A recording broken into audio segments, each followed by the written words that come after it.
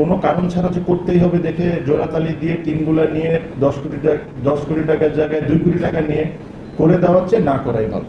তারা যখন নিজেদের নিয়ম ভেঙে অন্য ফ্র্যাঞ্চাইজিদেরকে, ওটা কি বন্ধু বান্ধব না অন্য কিছু আমি এটা তো বলতে পারছি না, বাট তাদেরকে যখন ফ্র্যাঞ্চাইজ অ্যাভয়েড করে দেন তখন কিন্তু তারা নিজেরাই, বিসিবি নিজেরাই তাদের রুলস ভাঙছে।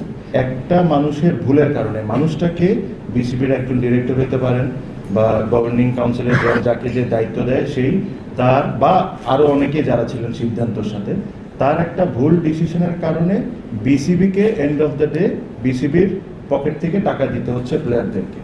সো আমরা যে জিনিসটা সেট করতে চাই যে এখন থেকে আপনি মিস্টেকস করতে পারেন। আপনি একটা জিনিস বিল্ড করলেন, আপনি যে প্ল্যানটা করেছেন ওই প্ল্যান হিসাবে ওটা হয় নাই, ওটা ওই রেজাল্টটা দেয়নি, that is a mistake, that is fine. But আপনি জেনে শুনে যে মিস্টেকগুলো আপনি করছেন, that is a crime in my opinion. এই প্রসেসটা কিন্তু কোনোভাবেই কোনোটা টিম মেনটেন করে না। এখন ফাহিম ভাই একটা কথা বলেছে যে বিসিবি প্লেয়ারদের পেমেন্টের রেসপন্সিবিলিটি নেবে না। আমি যদি এই লিবার্টিটা পাই, আমি তো জানি যে এটা আমি করবো আর বিসিবি পে করবে, আমি লাভবান হইতে পারি ব্যক্তিগতভাবে। এই সিস্টেমটা বন্ধ হইতে হবে। এই সিস্টেমটা খুব স্ট্রিক্টলি বন্ধ করব। এই লাস্ট বিপিএলে বা বিসিবির মনে হয় 14 থেকে 16 কোটি টাকার মধ্যে লস হয়েছে, এরকমই কিছু, রাইট? যদি আমরা প্রপার ফ্র্যাঞ্চাইজ না পাই, আমার কাছে মনে হয় না যে বিপিএলটা করা উচিত আমাদের। যদি আমরা প্রপারলি ফ্র্যাঞ্চাইজ যদি পাই, যে ফ্র্যাঞ্চাইজকে আমরা বিশ্বাস করতে পারবো, প্লেয়াররা বিশ্বাস করতে পারবে, নিট অ্যান্ড ক্লিন ক্রিকেট হবে, যেখানে প্লেয়াররা টাইমের মধ্যে টাকা পয়সা পাবে, অবশ্যই আমাদের এটা it's a fantastic product that we have. Because যখন একটা বিপিএল টুর্নামেন্ট অ্যানাউন্স হয়, তার আগে যেভাবে করে 1000 কোটি টাকা দেখা হবে বা এত টাকা ব্যাংক গ্যারেন্টি না দিলে টিম দেওয়া হবে না, আপনারা আজকে পরিষ্কারভাবে শুনেছেন। আমরাও এই জিনিসটা ডিটেইলড ভাবে চেক করেছি যে কে কী দিয়েছে। যেটা বললো একটা ফ্র্যাঞ্চাইজি বাদে, যে ফ্র্যাঞ্চাইজি বেশ রেপুটেটেড, তারা বাদে বাকি যারা ফ্র্যাঞ্চাইজি ছিল এই জিনিসটা কেউই মেনটেন করেন নাই। এখন ব্যাংক গ্যারেন্টি যখন আমরা বলি, একটা চেক যদি বিসিবিকে দেওয়া হয়, that is not considered as bank guarantee. Check is a check, bank guarantee is a bank guarantee. So এই প্রসেসটা কিন্তু কোনোভাবেই কোনোটা টিম মেনটেন করে না। এখন ফাহিম ভাই একটা কথা বলেছে যে বিসিবি প্লেয়ারদের পেমেন্টের রেসপন্সিবিলিটি নেবে না। এখানে আমরা যে জিনিসটা আমরা নিজেরাই একটা সিদ্ধান্ত নিয়েছি, আর এই জিনিসটা আমরা ইমপ্লিমেন্ট আমাদের মনে হয় যে সময় এসে গেছে করার জন্য, যেটা হলো এই যে প্রত্যেকটা বিপিএলে বলেন বা কয়েকটা বিপিএল বাদে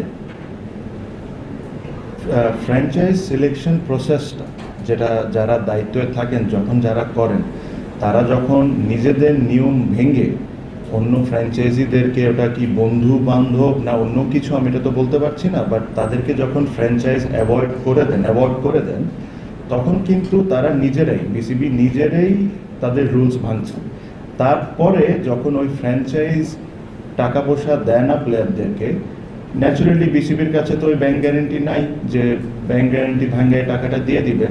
তখন কি হচ্ছে, একটা মানুষের ভুলের কারণে, মানুষটাকে বিসিবির একজন ডিরেক্টর হতে পারেন বা গভর্নিং কাউন্সিলের যাকে যে দায়িত্ব দেয় সেই, তার বা আরও অনেকে যারা ছিলেন সিদ্ধান্তর সাথে, তার একটা ভুল ডিসিশনের কারণে বিসিবিকে এন্ড অফ দ্য ডে বিসিবির পকেট থেকে টাকা দিতে হচ্ছে প্লেয়ারদেরকে।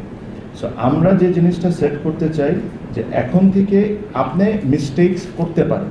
আপনি একটা জিনিস বিল্ড করলেন, আপনি যে প্ল্যানটা করেছেন ওই প্ল্যান হিসাবে ওটা হয় নাই, ওটা ওই রেজাল্টটা দেয়নি, that is a mistake, that is fine. But আপনি জেনে শুনে যে মিস্টেকগুলো আপনি করছেন, that is a crime in my opinion. এরা এখন থেকে যখন এরকম পেমেন্ট হবে না, তো ওরা যারা এই সিদ্ধান্ত নিয়েছিল এই টিমকে অ্যাভয়েড করার জন্য, তাদের ওই রেসপন্সিবিলিটি নিতে হবে। আর রেসপন্সিবিলিটি সহ যে আমরা ওটার জন্য যা করার দরকার আমরা তা করব। বিকজ আজকে আমি যদি একটা ফ্র্যাঞ্চাইজকে, যেখানে আমার নিয়ম আছে 10 কোটি টাকা ব্যাংক গ্যারেন্টি দিতে হবে, আমি ওই জিনিসটা না মেনে তাকে 2 কোটি টাকা ব্যাংক গ্যারেন্টির নিয়ে পুরো টিমটা ওকে দিয়ে দেওয়ার পর সে এন্ড অফ দ্য ডে প্লেয়ারদের পেমেন্ট করছে না, আমি যদি এই লিবার্টিটা পাই, আমি তো জানি যে এটা আমি করবো আর বিসিবি পে করবে, আমি লাভবান হইতে পারি ব্যক্তিগতভাবে, এই সিস্টেমটা বন্ধ হইতে হবে। এই সিস্টেমটা আমরা এই সিস্টেমটা খুব স্ট্রিক্টলি বন্ধ করব। আমাকে ধরতে হবে আপনার, যদি এরকম কোনো কিছু হয়, আমি যদি নিয়ম ভেঙে কোনো কিছু জায়গায় করি আর ওটার জন্য যদি প্লেয়ার্স আর বিসিবি সাফার করে, then I need to be accountable. এই জিনিসটা শুরু করতে হবে, নাহলে তো এটা তো ফ্রি মানি, আপনি আসবেন যাকে ইচ্ছা দিবেন, ও টাকা দেখ না দেখ বিসিবি তো পে করে দিচ্ছে। এই সিস্টেমটা আমাদের আনতে হবে।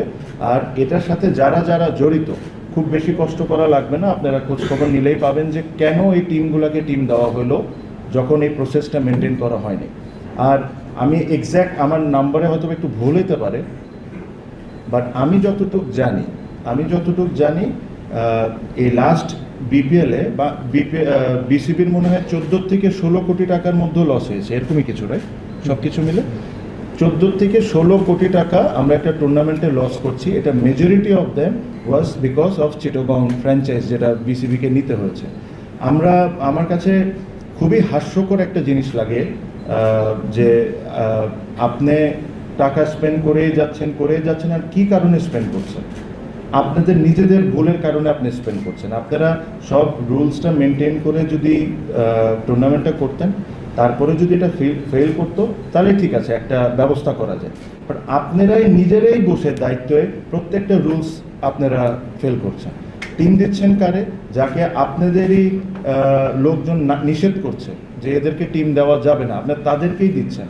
তো যখনই আমরা বিপিএলে বিভিন্ন বিষয়ে কথা বলি যে বিপিএলের ক্রিকেট ক্লিন হচ্ছে না, এই বিষয়টাকে আপনি ধরে আনতে হবে যে ক্লিন তো উপর থেকেও হচ্ছিল না। কেন আপনারা এই টিমগুলোকে দিচ্ছেন যাদেরকে নিয়ে অবজেকশন আছে? এটার পিছনে কি রিজনস, কারা এটার সাথে জড়িত? এই জিনিসগুলা তুলে ধরা, it is very very very high time.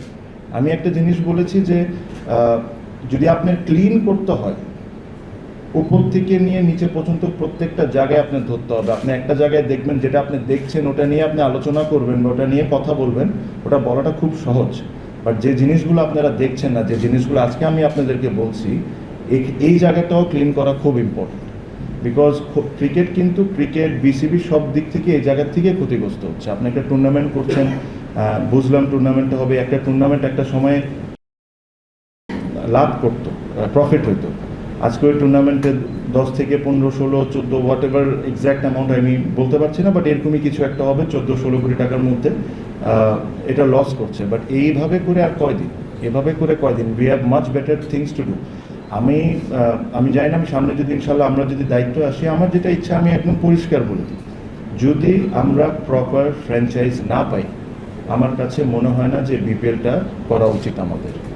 যদি আমরা প্রপারলি ফ্র্যাঞ্চাইজ যদি পাই, যে ফ্র্যাঞ্চাইজকে আমরা বিশ্বাস করতে পারবো, প্লেয়াররা বিশ্বাস করতে পারবে, নিট অ্যান্ড ক্লিন ক্রিকেট হবে, যেখানে প্লেয়াররা টাইমের মধ্যে টাকা পয়সা পাবে, অবশ্যই আমাদের এটা it's a fantastic product that we have. এটাতে মানুষের ক্রেজ আছে, মানুষ পছন্দ করে, আমরা অবশ্যই এটা করব। বাট লাস্ট টাইমের মতো করতেই হবে বলে করাতে, এটার চেয়ে না করাই ভালো। সো ওয়েন আই সেড যে এইভাবে না করাই ভালো, আমি এই জিনিসটাই মিন করেছি যে কোনো কারণ ছাড়া যে করতেই হবে দেখে জোড়াতালি দিয়ে টিমগুলো নিয়ে 10 কোটি টাকার জায়গায় 2 কোটি টাকা নিয়ে করে দেওয়ার চেয়ে না করাই ভালো। সো আশা করি আমরা বা ভবিষ্যতে যারা আসবে, they will start working towards this. আর আমি এখনো বিশ্বাস করি আমাদের এখানে অনেক বড় বড় কর্পোরেট আছে যাদেরকে আমাদের কনভিন্স করতে হবে যে এখানে আসার জন্য, এখানে এসে পার্টিসিপেট করার জন্য। আমি আবারও বলি, BPL is a fantastic product.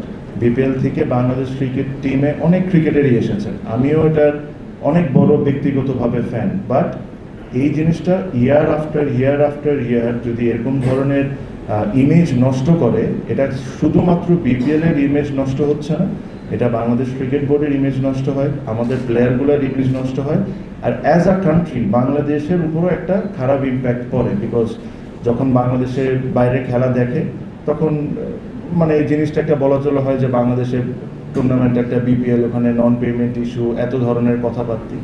So আমার কাছে মনে হয় এই জায়গার থেকে বের হয়ে এসে একটা প্রসেস মেনটেন করে ক্লিনভাবে আমাদের এই জিনিসটা নতুন করে শুরু করা হোক। আর যেরকম ফাইম ভাইও একমত হবেন, আমিও একমত।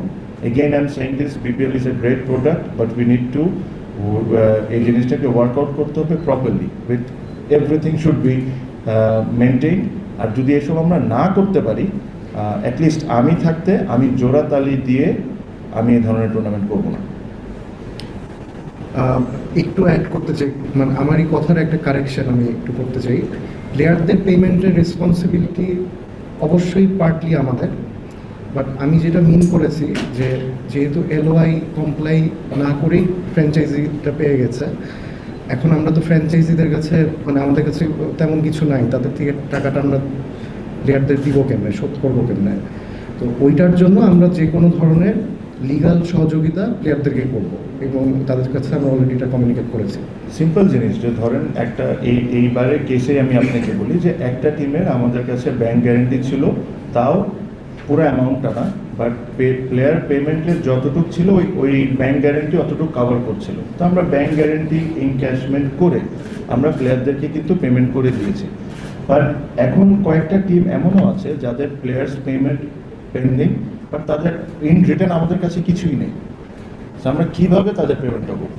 কারণ প্রতিটা বছর কি যদি বিসিবি দিতে থাকে তাহলে তো ধরেন এই যে মানে যে কোনো মানুষ এখানে ওন করতে পারে বা বিসিবি নিজেই ওন করতে পারে সবগুলো, কেন টাকা তো ওরাই দিচ্ছে। সো এই জিনিসগুলো মেনটেন করা ইজ ভেরি ইম্পর্টেন্ট। আর যারা যারা এই সিদ্ধান্তের সাথে জড়িত ছিল এই ফ্র্যাঞ্চাইজগুলো দেওয়ার কারণে, আপনারা আগের বছরে দেখেন রাজশাহীকে নিয়ে কী হয়েছে, এবছর দেখেন কয়েকটা টিমকে নিয়ে কী হচ্ছে, তাদের এখন অ্যাকাউন্টেবল হইতে হবে, তাদেরকে প্রশ্ন করতে হবে। তারা বোর্ডে থাকুক না থাকুক, ভবিষ্যতে আসুক না আসুক, তাদের হইতে হবে। আমি এমন কোনো কাজ করে দিয়ে যাব যেটা আমি জেনে শুনে মিস্টেক করেছি, তারপর আমি বোর্ডের ডিরেক্টর না থাকতে পারি, বাট আপনি আমাকে প্রশ্ন করতে হবে, আপনি আমাকে অ্যাকাউন্টেবল করতে হবে। তাছাড়া তো আপনি এই অর্গানাইজেশন তো এভাবে করে চলতে পারে না। So this is what we are going to do and we are very very strict on that, because আমার একটা ডিসিশন ভুল হইতে পারে, বাট আমি জেনে শুনে যে আমি জানি যে আমি বিপদে পড়বো, ওই ডিসিশন এটা আমার ভুল না, এটা আমার crime. So we have to make this right আর কি, এটা এতটুকু।